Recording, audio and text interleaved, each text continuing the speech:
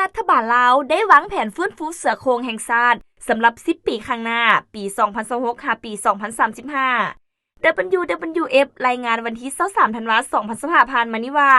เพื่อสร้างเงื่อนไขให้เสือโคร่งมีโอกาสกลับคืนสู่ป่าของลาวอีกครั้งหลังจากที่บ่มีการพบเห็นเสือโคร่งป่าอีกเลยนับแต่ปี 2013 สาเหตุหลักที่ให้เสือโคร่งหายไปมาจากการทำลายป่าการดักสัตว์ผิดกฎหมายและจำนวนสัตว์ป่าที่เป็นอาหารของเสือโคร่งลดลงอย่างน่าห่วงแผนนี้ได้ถูกจัดทำขึ้นหลังจากการปรึกษาหารือกันหลายฝ่ายทั้งภาครัฐและองค์การอนุรักษ์โดยมี WWF ลาวเป็นภาคส่วนสำคัญในการสนับสนุน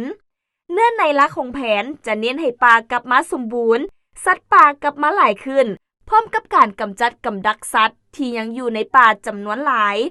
พื้นที่ที่ถูกเลือกเป็นจุดเน้นแม่นบอนที่ยังมีป่าอุดมและยังมีสัตว์ป่าหลายชนิดเช่นเขตอนุรักษ์น้ำปุ๋ยซึ่งถูกเบิ่งว่ายังมีศักยภาพพอที่จะฟื้นฟูได้บรรดาองค์การอนุรักษ์เตือนว่ากับดักล้วนเล็กในป่าเป็นปัญหาใหญ่ที่ยังแก้บ่ตกพอมันดักสัตว์แบบบ่เลือกทั้งสัตว์น้อยสัตว์ใหญ่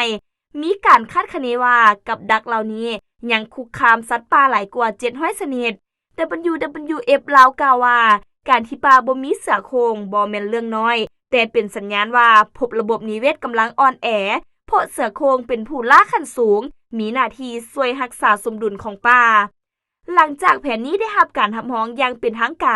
ารดำเนินงานจะเริ่มขึ้นทั่วประเทศโดยเน้นให้ทุกฝ่ายร่วมแรงร่วมใจกันเพื่อให้ป่ากลับมาอุดมและเสือโคร่งมีความหวังกลับคืนมาในอนาคต